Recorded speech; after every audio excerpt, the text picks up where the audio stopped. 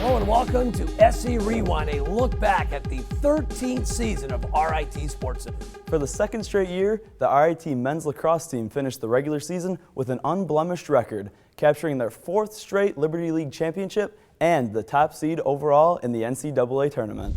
The top-ranked Tigers hosting Morrisville in the first round of the NCAA tournament at Tiger Stadium. Off the face-off, the Tigers on the attack, and Brad Gillies to Matt Hosick. RIT led 8-2. In the second, more offense from the Tigers. Kyle Ackwin feeds Alistair Warren, who scores the first of his 3 goals on the afternoon. The Tigers were up by 7. In the third, RIT added to their big lead. Brad Gillies feeds Ryan Lee for the goal. Lee led the Tigers with 4 goals and 2 assists. RIT cruises to a 24-3 victory over the Mustangs. It was on to the second round where RIT would face Union for the 3rd time this season in the second quarter. Watch the give and go between Ryan Lee and Alistair Warren. It was a 5-5 game at the half. Union would own the third quarter, scoring 3 times, including this goal from Charlie Ross. Union held RIT scoreless in a quarter for just the 2nd time this season as they led 8-5. But RIT would respond in the 4th. Brad Gillies scores unassisted to tie the game at 9. Final minute of regulation and still tied. Alistair Warren to Ryan Lee for the game winner. The Tigers survive and advance to the NCAA quarterfinals with a 10-9 victory over the Dutchman. RIT in the quarterfinals for a 6th straight year, taking on Cortland State at Tiger Stadium. Second quarter tied at 5 off the face-off. Matt Hosick comes up with it and feeds Chad Levick for the goal. RIT led 6-5 at the half. Second half, it was the Kyle Sturgeon and Eddie Kisa show. Here's Sturgeon, rips one home to give the Tigers a 2-goal lead. Then it's Sturgeon beating his defender to the cage and scoring unassisted. Sturgeon had 5 goals on the day, and RIT led 10-7 after 3 quarters of play. RIT would shut Cortland out in the 4th, and Eddie Kisa kept the offense rolling as he adds another goal. He led the Tigers with 6 as they moved on with an 18-7 win over the Red Dragons.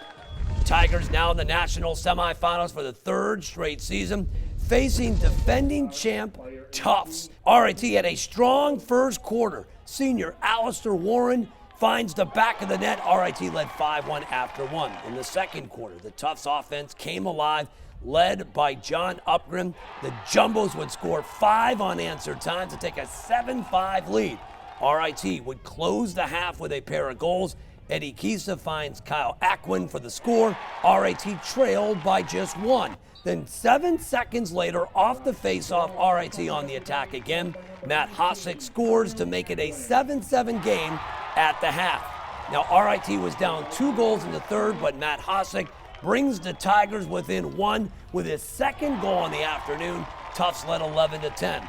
But the Jumbos finished the final minute of the 3rd quarter with a flurry on offense. Tufts would score 3 times, including this one by Kyle Howard-Johnson. The Jumbos had a 4-goal advantage headed to the 4th, and Tufts would not relinquish that lead as they scored 5 more in the final quarter. The Jumbos end RIT season for a 2nd straight year, advancing to the national championship game with a 19-12 victory. With more, here's SportsZone's Laura DiMartino. The RIT men's lacrosse team were dealt their first loss of the season, losing 19-12 at the hands of Tufts University. This is the 2nd year in a row the Jumbos have eliminated the Tigers in the NCAA semifinals.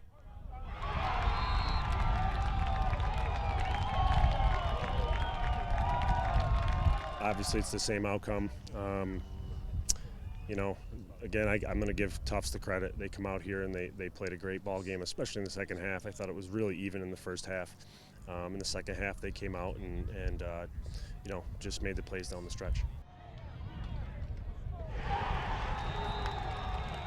I think their goalie stood on his head. He made some amazing saves at perfect times and just couldn't bury the ball, which couldn't put up numbers.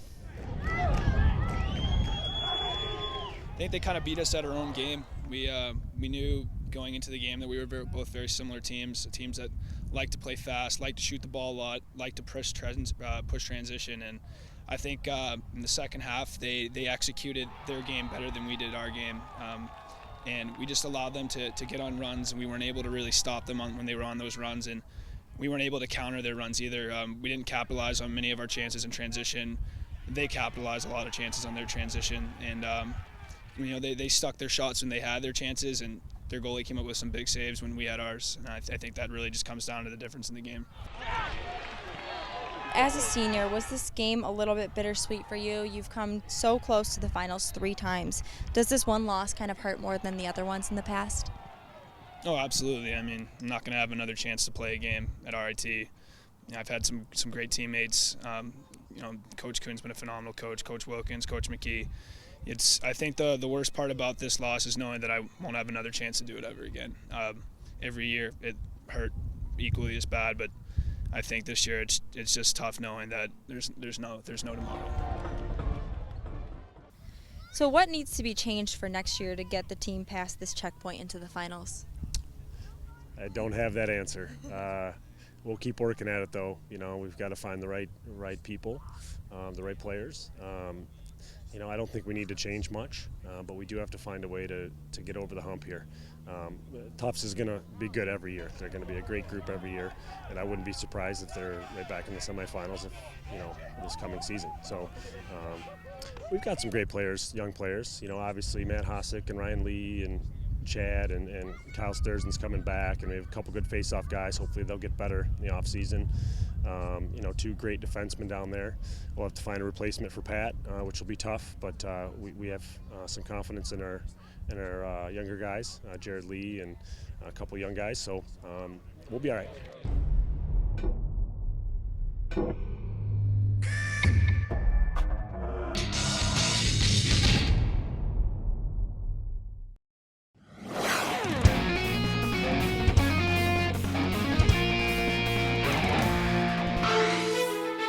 So our plan is to, over the course of the next 2 or 3 years, to try to raise $15 million to be the cornerstone funding for a new hockey arena at RIT. I'm also very, very pleased to announce that 2 of our alums have stepped forward to make the first really significant gift.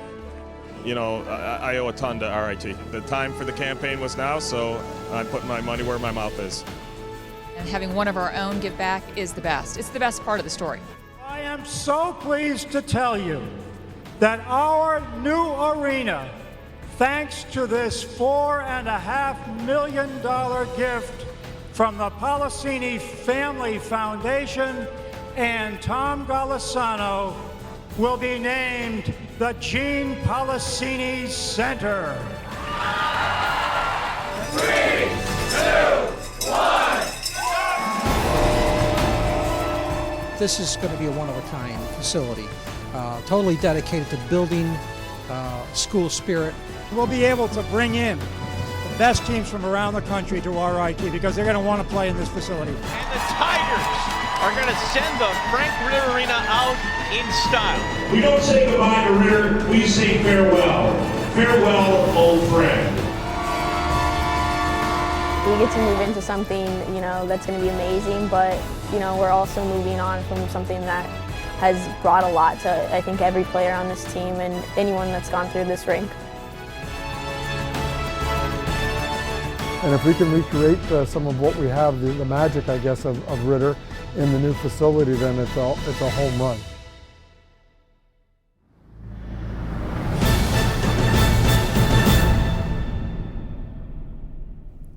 Welcome back to SportsZone.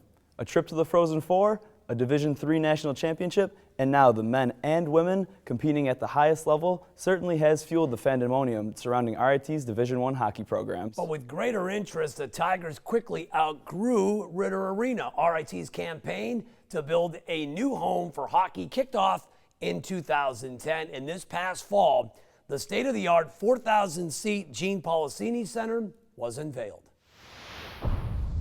For the first time in 46 years, RIT has a new home for hockey. In September, the $38 million, 112,000 square foot Gene Policini Center was officially unveiled. They say my role at Paychex was that I was the visionary. Let me tell you what Gene Policini was. He was the soul of the company. How special is it for you to help create a legacy dedicated to Gene Policini? It's very special. Gene and I go back to when we were kids. We spent so much time together. We had so much fun together. We went through tragedies together. And Gene was a very important and integral part of Paychecks. And it's too bad we lost him. And it's been almost a dozen years. But to come here and feel this environment on behalf of Gene Policini, I couldn't be happier. Tom and Gene were closer than most brothers are. And although Gene tried to get him into hockey, Tom didn't want to have any part of it. But he grew up and, the two of them intermingled. And I think the hockey, too, is a little bit of a way for Tom to keep my husband alive. So we're really very grateful to Tom for partnering with us. We can think of nobody else closer to the family than Tom is to do this with us. What do the donors like Tom Golisano and the Policini Foundation mean to the institution of RIT? If they don't step up, it doesn't happen. That's the way it is, okay? You can't build this thing entirely on institutional funds. It doesn't even make any sense to do that. You can't ask students to pay tuition to build a hockey arena. So that's a tremendous, tremendous step. And they step forward because they believe in RIT and they also believe in the Rochester community. What do you think this building is going to do for RIT hockey as a whole? I think it's going to be really tremendous boost. We were able to keep the steep benches from the Ritter, so I think that closeness of the fan experience to the game, the loudness will still be there, but there'll be so many more amenities. I think it's going to be really different and in a good way. I mean, we love the Ritter. We loved playing there. This is a completely different atmosphere. I mean, we're so fortunate to have this. Just all of the amenities in this rink are absolutely incredible. Like the video boards, having that increase in space for everyone, our new locker room facilities, it's going to be absolutely outstanding playing our first game here, and we can't wait. Where does this building rank in terms of other rinks you visited or been to in your career? Well, I haven't seen, really, to be honest with you, many better than this. I've seen bigger buildings, there's no question. Some of the Big Ten has some big buildings. It's going to be interesting once our fans get in here, but I just think with what we want from amenities from a hockey standpoint, what our fans want from amenities from the spectator standpoint, and the environment that we're going to have here, I just don't see anything better. And I put Ritter up against all the big boys too, and now with this facility, I think it's 2 times better, and it's going to be that much more exciting.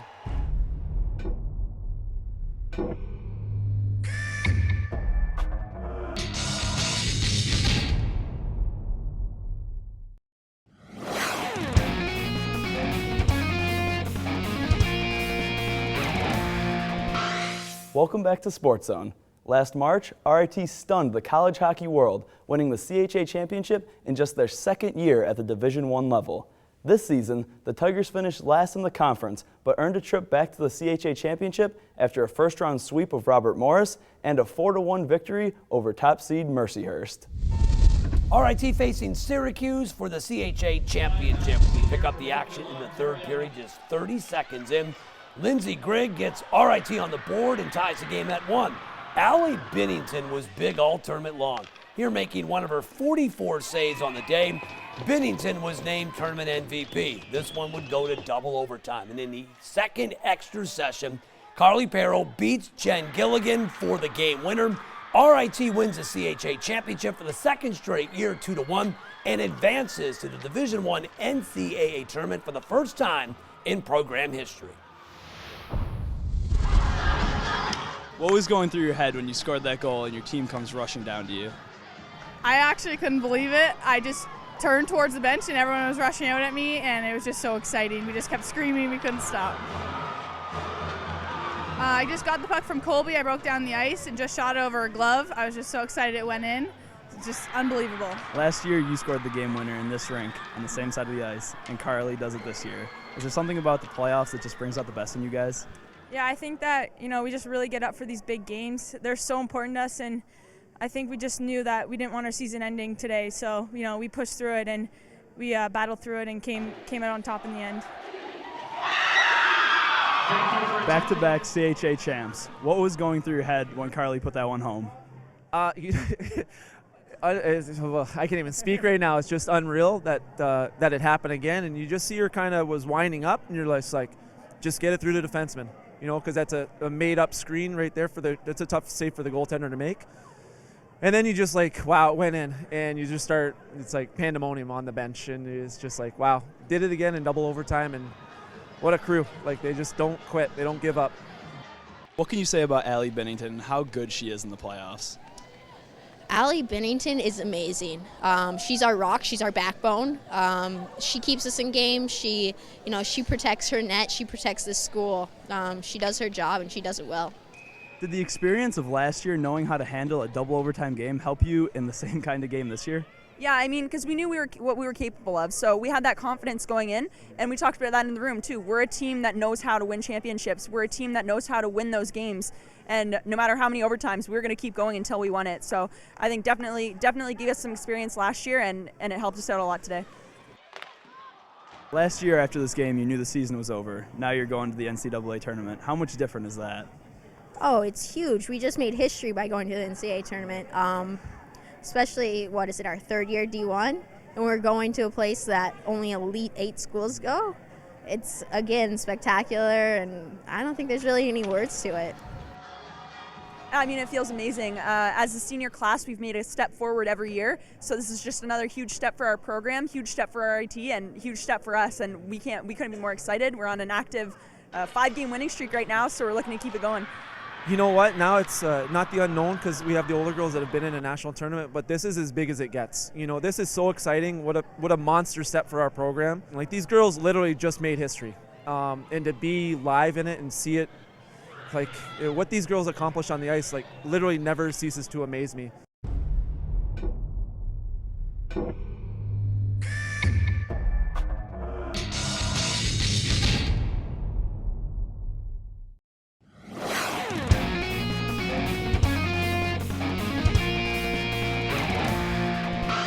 For the first time since 2010, the RIT men's hockey team hoisted the Atlantic Hockey Association Championship. The Tigers earned an automatic bid to the NCAA tournament, and as the 16th seed, the lowest in the field, they earned a date with the top overall seed, Minnesota State Mankato.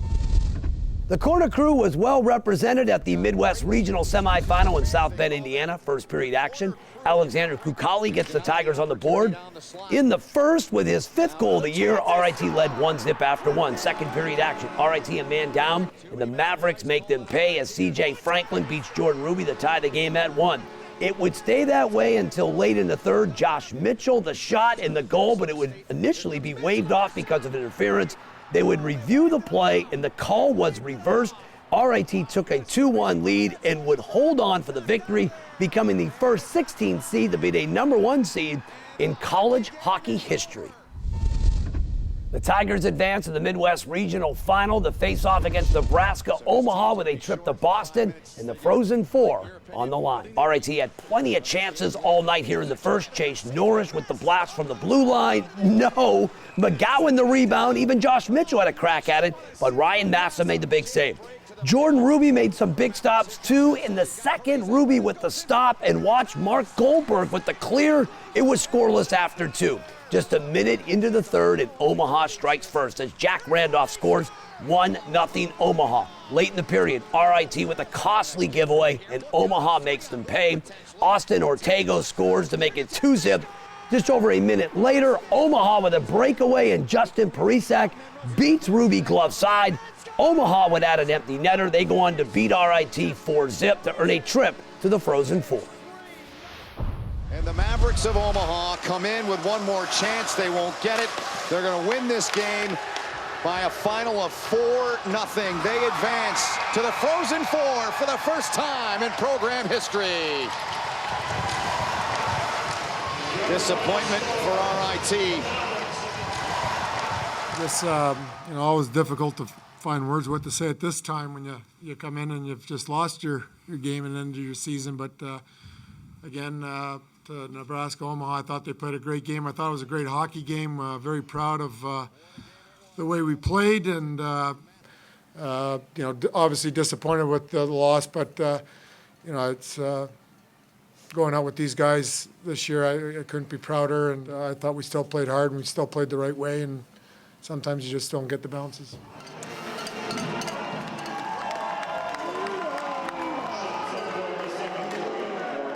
Chances. Here's one, they score! Omaha, Randolph took the drop. Yeah, that first goal is important at this time of year in the playoffs. It doesn't matter. I mean, you look at the all around the country and the games that have been played, that first goal is huge, and then you get the second one, it's kind of game over. Here's a chance, they score! Austin Ortega! Obviously, you know, they're after that first goal, they, you know, were sparked a bit more than they were, and you know, it was tough to find our legs there, I guess, a little bit. But you know what, we were just trying to grind it out, and you know, there were a lot of times where we were just shaking our head, kind of frustrated. What a save by Massa! Face-off coming up in the Omaha. A lot of the credit goes to Ryan. He kept us in for a while and the whole game, and without him, been a whole new game. Doesn't have anything, puts on net. Massa bobbles it, and it leads to a scram and a second chance by Cameron coming late. It's just my job, you know. On the roster, I'm listed as a goalie, so my job is to, you know, keep the puck out of the net at whatever cost it may be. So, for me, it was just a matter of time. You know, I just had to keep the boys settled, and fortunately, you know, Randy found the back of the net first, and then from there, you know, like I said, we just kept rolling. You know, they were a physical bunch. They put on, you know, one hell of a fight. Hold his post there and get a pad on that. Good play by him and a good save to keep this a scoreless game here. Yeah, they're a good hockey team. Obviously, you know, well coached, and they play a short pass game, and obviously a lot of talent, especially that top line of theirs. Really proud of our seniors getting back to the tournament and their play and the bar that they set for our program again, and really proud of this group of players. And every year it's different, different dynamics on a team, and this is a really fun group to coach and to be around all year long. And you know, it was really a fun group, and you know, some years are just a little bit more fun, and it's not always about wins and losses. It's just being around the group and how they work every day, and you know, just their attitude around the rink on tough days and in good days. I know I'm just grateful that we got this far, and I'm just proud of the boys and how well they worked, and they made a name for themselves. We put RIT back on that map nationally, and people now know it's RIT and not RIT.